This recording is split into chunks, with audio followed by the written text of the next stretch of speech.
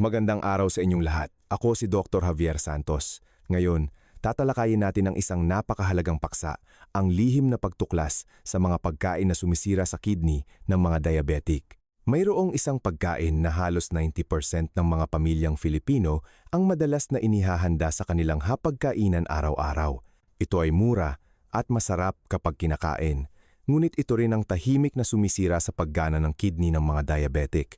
Maraming pasyente ang nagsasabi sa akin na mahigpit silang nagtitipid sa asukal at halos hindi na kumakain ng kanin. Ngunit bakit patuloy na tumataas ang kanilang creatinine, ang marker ng kidney failure? Mga kaibigan, ang salarin ay minsan hindi nasa kanin o candy, kundi nasa ating nakagawiang malinamnam na kaugalian na pinanatili natin sa loob ng maraming dekada. Ilang minuto lamang ng pagpapabusog sa ating panlasa at ang acute kidney failure ay maaaring dumating. O mas masahol pa, ang irreversible chronic kidney disease na puwersahang magtatali sa inyo sa isang malamig na dialysis machine habang buhay. Ngayon, tutulungan ko kayong kilalanin ang 4 na mamamatay tao na ito sa ating hapagkainan, lalo na ang pang-4 na pagkain, isang inumin na halos lahat ng bahay ay may stock sa refrigerator. Akala natin ay malusog, ngunit ang pag-inom nito ay nagpapahiwatig ng distress sa ating mga kidney. Malamang nagtataka kayo ngayon, ano ang tama kong gawin? Ano ang dapat kong kainin para maging masarap at mapanatili ang malusog na kidney? Kaya naman, manatili kayong nakaupo, lakasan ng bahagya ang volume ng inyong telepono at sabay nating alamin ang nilalaman ng video na ito. Ako si Dr. Javier Santos. Sa loob ng 20 taon ng aking propesyon, nakaharap ko ang libu-libong pasyente ng diabetes sa buong bansa. Ang pinakamasakit para sa akin ay hindi ang makita ang mataas na antas ng asukal sa dugo, kundi ang makita ang luha ng mga pasyente kapag hawak nila ang resulta ng kanilang diagnosis ng kidney failure, stage 3 o 4. Madalas nating naririnig ang kasabihang, ang kayamanan ay nasa 2 mata, ang kahirapan ay nasa 2 kamay, ngunit para sa mga diabetic, ang pinakamahalaga ay ang 2 kidney. Kapag malusog ang kidney, masarap kumain ng kahit ano at mahimbing ang tulog hanggang umaga. Ngunit kapag mahina na ang kidney, ang bawat pagkain ay nagiging isang pagsubok, madilim ang balat, makati, labis na pagod.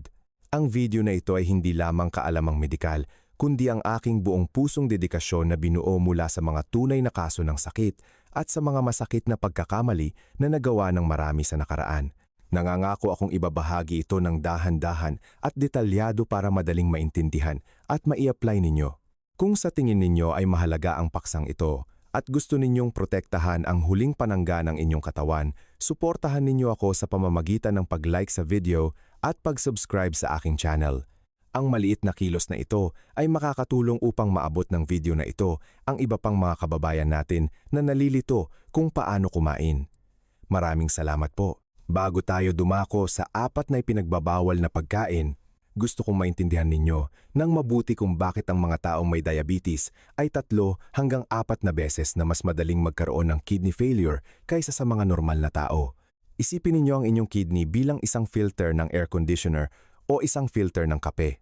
Ang trabaho nito ay mag-filter ng dugo, panatilihin ang mga magagandang sangkap at ilabas ang mga lason sa pamamagitan ng ihi. Kapag may diabetes kayo, ibig sabihin ay mataas ang sugar level sa inyong dugo.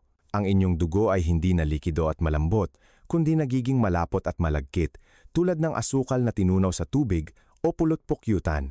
Kapag ang matamis at malagkit na dugo na ito ay dumadaloy sa kidney araw-araw, sinisira nito ang maliliit na filter sa kidney, nagiging barado at nasisira. Sa puntong ito, ang kawawang kidney ay kailangang magdoble kayod, magtrabaho ng doble o triple ang kapasidad upang itulak ang malapot na dugo. Kapag sobrang napagod, mas mabilis itong manghihina. Ito ang dahilan kung bakit maraming pasyente na bagong diagnose ng diabetes sa loob ng 10 hanggang 10 taon ay nakakaranas na ng pamamaga ng kamay at paa at may bula ang ihi. Ito ang senyales na nasira na ang filter. At mas nakakatakot pa, may mga pagkain na kinakain natin na parang nagdaragdag ng gasolina sa apoy na nagpapahirap pa sa mga pagod na kidney na magdala ng mas maraming lason. Kaya ano ang unang pagkain? Ang number 1 enemy. Sa totoo lang, marami ang nagkakamali dito nang hindi nalalaman, akala nila ay health conscious na sila. Pagkain numero 1, ang maalat na salamin, mga pinais na isda, bagoong at iba pang maalat na pagkain. Alam kong ito ay pambansang yaman ng Pilipinas, isang hapagkainan na may mainit na sinigang at ilang piraso ng pritong isda na may maalat na bagoong ay napakasarap. O kaya naman, isang platong pinakbet na may sukang sausawan ay talagang nakakapagpadami ng kanin. Maraming pasyente ang nag-iisip, hindi ako kumakain ng karne o mantika, kanin at gulay lang ang kinakain ko para malusog. Naku, hindi po ito malusog. Ito ay isang nakakagulat na katotohanan. Ang mga pinais na isda at bagoong ay naglalaman ng napakaraming sodium, asin. Isipin ninyo ito. Ang isang taong may diabetes at nagsisimula ng magkaroon ng kidney failure ay pinapayagang kumain lamang ng mas mababa sa 2 hanggang 3 gramo ng asin bawat araw, katumbas ng kalahating maliit na kutsarita. Ngunit sa pagkain pa lang ng 3 piraso ng pritong isda o paggamit ng 2 kutsarang bagoong, nakakakuha na kayo ng asin na katumbas ng 2 araw na pinagsama. Ano ang mekanismo ng pinsala? Kapag kumain ng maalat, pinipigilan ng asin ang paglabas ng tubig sa dugo. Makakaramdam kayo ng uhaw, iinom ng marami, ngunit hindi makakalabas ang tubig na iyon at maiipon sa mga ugat na magpapataas ng presyon ng dugo. Ang mataas na presyon ng dugo ay hahampas ng malakas sa mga glomeruli ng kidney na mahina na dahil sa mataas na sugar level para itong mahinang dike na binaha. Ang panganib na masira ang dike o masira ang mga daluyan ng dugo sa kidney at magkaroon ng acute kidney failure ay napakataas. Kaya, ano ang solusyon? Hindi ko kayo pinipilit kumain ng matabang na parang isang madre, ngunit kailangan nating magkaroon ng diskarte. Iwasan o limitahan ang pinais na isda, bagoong at mga sausawang maalat. Kung gusto ninyo talaga, kumain lamang ng 1 o 2 beses sa isang buwan at isang maliit na piraso lang para matugunan ang pananabik. Palitan ng pampalasa. Sa halip na gumamit ng pinong asin o bagoong bilang pampalasa, gumamit ng sibuyas, bawang, luya, tanglad, paminta, kalamansi at sili. Ang mga natural na pampalasa na ito ay nagbibigay ng masarap na aroma at lasa sa pagkain nang hindi na kailangan ng maraming asin. Huwag lumubog sa sausawan.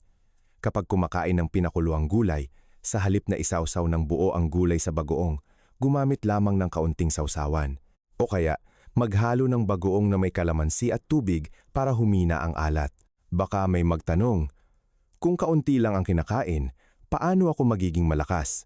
Napakatabang ng lasa, Dr. Javier Santos. Huwag kayong mag-alala, masasanay ang inyong panlasa pagkalipas ng 2 linggo. Ang mahalaga, ang kidney ay makakapagpahinga. Nabanggit ang tungkol sa maalat na pagkain. Naaalala ko ang kwento ni Mang Ben, 65, isang malapit kong pasyente. 8 taon ng diabetic si Mang Ben at mahusay siyang nagkokontrol ng kanyang sugar level. Kumpiyansa siya. Sabi niya, "Doktor, Javier Santos, hindi ako kumakain ng matatamis. Tinanggal ko na ang lahat ng candy. Ngunit mahilig akong kumain ng adobo o pinaksiw na isda na napakatamis at napakaalat." Sabi niya, mas busog daw siya kapag kumakain ng ganoon. 6 na buwan kaming hindi nagkita. Bumalik siya para sa follow-up appointment na may namamaga ang muka, namamaga ang talukap ng mata, at maputla ang balat. Nang hawak niya ang resulta ng kanyang blood test, ang creatinine, isang lason sa dugo, ay tumaas sa alarming level. Ang kanyang kidney ay nasa stage 3B na. Nagulat si Mang Ben, paano nangyari yan? Mahigpit akong nag-iwas sa asukal. Nang tinanong ko siya ng detalyado, nalaman ko na ang kanyang ugali ng pagkain ng maalat araw-araw para mabusog ang siyang mabilis na sumira sa kanyang kidney, mas mabilis pa kaysa sa kanyang blood sugar. Noong araw na iyon, nakita kong lumuha si Mang Ben at labis ko siyang naawa. Kung alam lang sana niya ito ng mas maaga, hindi sana siya naharap sa panganib ng maagang dialysis. Malamang, marami sa inyo ang nag-iisip kung ganito rin ang sitwasyon ninyo. Ngayon, alamin natin ang mga simpleng ngunit epektibong paraan. Tiyaking tapusin ang video para hindi makaligtaan ang iba pang mapanganib na pagkain. Pagkain numero 2. Ang patibong ng balat at porphyr, lamang loob at bone broth. Ang mentality ng mga Filipino ay kumain ka kung ano ang nakakagaling. Kapag nakita nilang mahina ang mga matatanda, bumibili ang mga anak at apo ng puso, atay at bato ng hayop para ihain bilang sinigang o nilaga. O kaya, pinapakuluan ang mga buto ng baka ng matagal para gawing sabaw. Ngunit, mga kaibigan, para sa mga diabetic na may kidney disease, Ito ay lason, hindi gamot. Bakit ito mapanganib? Laman loob puso, atay, bato. Naglalaman ng napakaraming masamang kolesterol at purine. Ang purine ay nagiging uric acid sa katawan. Kapag mahina ang kidney, hindi nito masisira ang uric acid, kaya ito ay maiipon sa mga kasukasuan na nagdudulot ng gout o maiipon sa kidney na nagdudulot ng kidney stones at bara sa urinary tract. Bone broth, sabaw ng buto. Naglalaman ng napakaraming phosphorus. Kapag mahina ang kidney, nawawalan ito ng kakayahang ilabas ang sobrang phosphorus. Ang mataas na phosphorus sa dugo ay magdudulot ng napakahirap na sintomas. Matinding kati mula sa loob ng buto na kahit gaano mo kamutin ay hindi mawawala. Mas mapanganib pa kapag mataas ang phosphorus, automatikong maglalabas ang katawan ng calcium mula sa buto upang balansehin ito. Ang resulta ay nagiging buto na malutong, madaling mabali, at ang mga daluyan ng dugo ay nagiging matigas at naging bato. Kaya, paano ang tamang pagkain? Iwasan ang lahat ng uri ng lamang loob.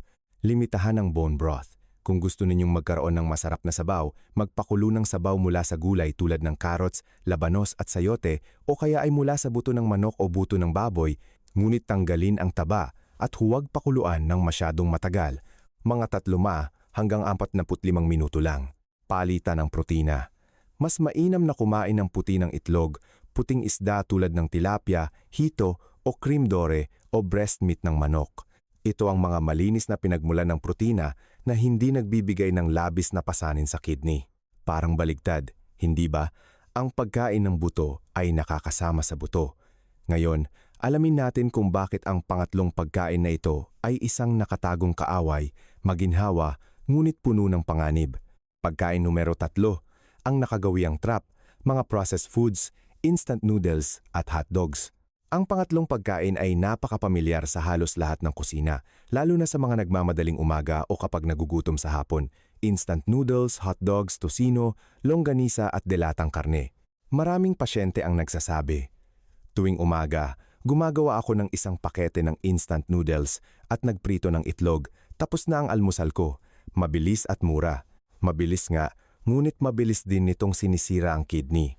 Sa isang pakete ng instant noodles, lalo na sa pampalasa nito, naglalaman ng asin na halos katumbas ng pangangailangan ng isang buong araw. Hindi pa kasama ang trans fat sa piniritong noodles at ang libu-libong additives at preservatives sa hotdogs at delatang karne para tumagal. Ang kidney ng mga diabetic na sensitibo na ay kailangang mag-overtime para alisin ang mga kakaibang kemikal na ito. Sa katagalan, ang mga cells ng kidney ay magiging fibrous. Ang payo ko, iwasan o limitahan ang mga dilata at instant foods. Ang sariwang pagkain ay laging pinakamahusay. Maliit na tip, kung minsan ay napapansin mong nagugutom ka at walang oras magluto, gawin ito para mabawasan ang pinsala. Ibuhos ang mainit na tubig sa noodles, pagkatapos ay itapon ang tubig upang maalis ang labis na mantika at pangkulay. Itapon ang pampalasa at sa halip ay gumamit ng sariling pampalasa sa bahay. Siguraduhing magdagdag ng maraming gulay tulad ng toge, pechay, kangkong at kaunting karne o itlog upang magdagdag ng fiber at protina na makakatulong upang hindi biglang tumaas ang sugar level pagkatapos kumain. Ibig sabihin, minsan ay maaari tayong maging flexible, ngunit huwag itong abusuhin. Ngunit ang huling pagkain na ito ang madalas akalaing malusog, iniinom kapalit ng tubig, ngunit hindi natin alam na sinisira natin ang ating sarili. Ang huling pagkain, ang ultimate na naligaw na enemy, matatamis na fruit juices at carbonated drinks.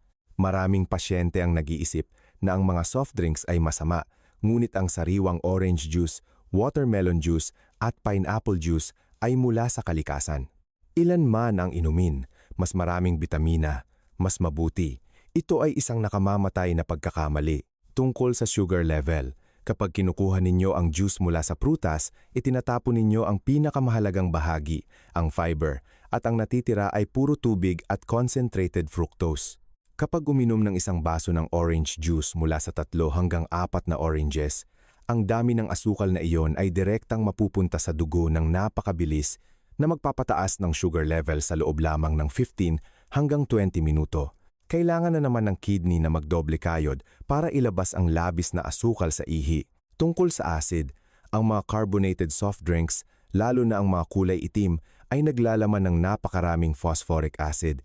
Ang sangkap na ito ay kaaway ng kidney, nagdudulot ng kidney stones at mabilis na paghina ng paggana ng filtering ng kidney. Tungkol sa potassium, ang ilang uri ng juice tulad ng orange juice at buko juice ay naglalaman ng napakaraming potassium. Para sa mga may kidney failure, ang mataas na potassium ay maaaring magdulot ng abnormal na tibok ng puso at kahit biglaang paghinto ng puso. Kaya, paano ang tamang pag-inom?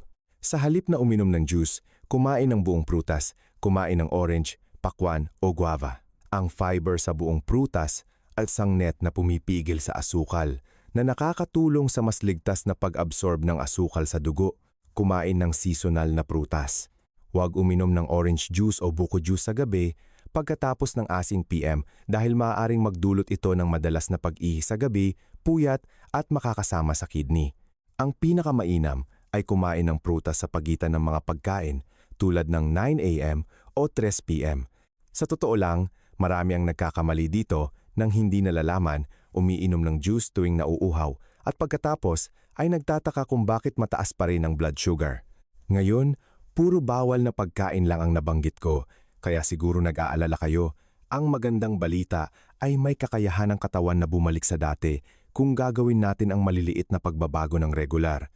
Gusto kong ibahagi sa inyo ang isang mura at madaling mahanap na tradisyonal na remedyo upang palamigin ang inyong kidney araw-araw. Tubig ng adobong balatong, black beans. Ayon sa tradisyonal na medisina, ang adobong balatong ay may epekto sa kidney na nagpapalusog, nagpapalabas ng ihi at naglilinis ng lason. Ayon sa modernong agham, ang itim na balat nito ay naglalaman ng anthocyanins, isang napakalakas na antioxidant na nakakatulong upang protektahan ang mga cells ng kidney mula sa pagiging fibrous. Tamang paraan ng paghahanda. Ihanda 50 gramo ng adobong balatong, humigit kumulang 1 dakot. Linisin. Hugasan ng mabuti, pagkatapos ay i-roast sa mahinang apoy hanggang sa maging mabango at bahagyang magputok ang balat ng balatong. Iluto. Ilagay ang adobong balatong sa kaldero kasama ang 1/5 litro ng tubig. Pakuluan sa loob ng 10 hanggang 15 minuto, pagkatapos ay patayin ang apoy at takpan para hayaang lumamig ng 15 minuto pa. Inumin. Salain at inumin ang tubig sa buong araw, kapalit ng regular na tubig. Ang mga buto ay maaring kainin kung gusto ninyo. Mahalagang paalala, huwag lagyan ng asukal. Ang natural na bango at lasa nito ang pinakamainam para sa mga diabetic. Ang inuming ito ay napakainam para sa mga may diabetes, mataas na presyon ng dugo o sa mga madaling magkaroon ng pantal. Ngunit mayroong isang grupo ng mga tao na hindi dapat gumamit ng paraang ito o kailangan nilang kumonsulta ng mabuti sa doktor. Sino sila? Sasabihin ko sa inyo ngayon. Partikular na pansin, ang tubig ng adobong balatong o tubig ng mais ay napakainam.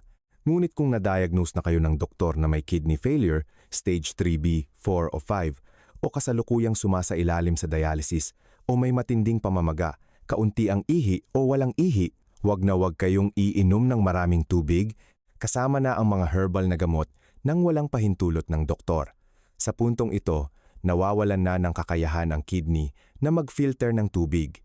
Kung iinom kayo ng 1/5 litro ng tubig ng adobong balatong, ang tubig na iyon ay maiipon sa inyong katawan, pupunta sa baga na magdudulot ng acute pulmonary edema at heart failure na mapanganib sa buhay. Para sa grupong ito, ang dami ng tubig na iinumin ay dapat na maingat na kalkulahin ng doktor bawat mililitro. Karaniwan ay ang dami ng ihi noong nakaraang araw plus 300 hanggang 500 ml. Tandaan ninyo, ang payo sa internet ay para lamang sa sanggunian. Ang desisyon ng inyong direktang doktor ang pinakamahalaga. Ngunit para sa mga may malusog na kidney o bagong nagsisimula ng mild kidney failure, stage 1 o 2, ang tubig ng adobong balatong ay isang gintong kaibigan para madali ninyong matandaan at mai-apply. Pagkatapos panoorin ang video na ito, ibuod ko ang 5 mahalagang punto upang iligtas ang inyong kidney. Iwasan ang pagkain ng maalat, tanggalin ang labis na bagoong at pinais na isda. Sanayin ang sarili na kumain ng matabang at mas mainam ang steamed o boiled. Limitahan ang masamang protina, iwasan ang lamang loob, at limitahan ang bone broth. Sa halip, kumain ng isda at puti ng itlog. Iwasan ang processed foods, instant noodles at hot dogs. Ang delata ay nakatagong kaaway. Kumain ng buong prutas sa halip na uminom ng juice. Huwag uminom ng soft drinks. Uminom ng sapat na tubig. Kung ang kidney ay hindi pa malubha ang pinsala, uminom ng 1.5 hanggang 2 litro ng tubig araw-araw kasama na ang tubig ng adobong balatong. Ang ihi na maputlang dilaw ang tamang kulay. Mga kaibigan, sinasabi nila na ang kalusugan ay kayamanan, ngunit para sa atin na may edad na, ang kalusugan ay napakahalaga, hindi mabibili ng pera. Ang kidney ang ugat ng buhay. Ang pagpapanatili ng malusog na kidney ay pagpapanatili ng buhay, pagpapanatili ng ngiti upang makasama ang mga anak at apo sa loob ng 5-10 taon pa. Alam kong napakahirap baguhin ang nakagawiang pagkain sa loob ng ilang dekada. Ang pagkain ay isang gawaing nakakapagod, kailangan nating pigilan ang sarili at minsan ay nakakadismaya. Ngunit isipin ninyo ang senaryo na nakahiga kayo sa kama na sumasa ilalim sa dialysis, na may mga tubo sa kamay at paa na nagpapahirap sa inyong sarili at sa inyong mga anak at apo. Kung ihahambing sa sakit na iyon ang pagbabawas ng kaunting asin, ang pagtanggi sa isang baso ng soft drinks ngayon ay gaano na lang, hindi ba? Naniniwala ako na kaya ninyo. Simulan ang pinakamaliit na pagbabago ngayon sa hapunan. Sa 4 na pagkaing nabanggit ko, pinais na isda, bagoong, lamang loob, processed foods at matatamis na juice, alin ang madalas ninyong kainin at ano ang desidido kayong itigil simula ngayon? I-comment ang ako'y desidido at ang pangalan ng pagkain sa ibaba para malaman ko at masusuportahan ko kayo. At kung sa tingin ninyo ay kapaki-pakinabang ang video na ito, mangyaring ibahagi ito sa inyong mga kaibigan at kapitbahay. Sino ang nakakaalam, baka ang isang click ng pagbabahagi ninyo ay makatulong sa isang tao na maiwasan ang death sentence ng kidney failure. Sa susunod na video, ibabahagi ko ang isang napakagandang paksa na madalas tinatanong ng marami, 7 uri ng tradisyonal na inumin na nakakapaglinis ng kidney na madaling makita sa paligid ng bahay. Para hindi ninyo makaligtaan, tandaan ninyong pindutin ang subscribe button ngayon. Naway palagi kayong maging malakas, stable ang blood sugar, at matatag ang inyong kidney.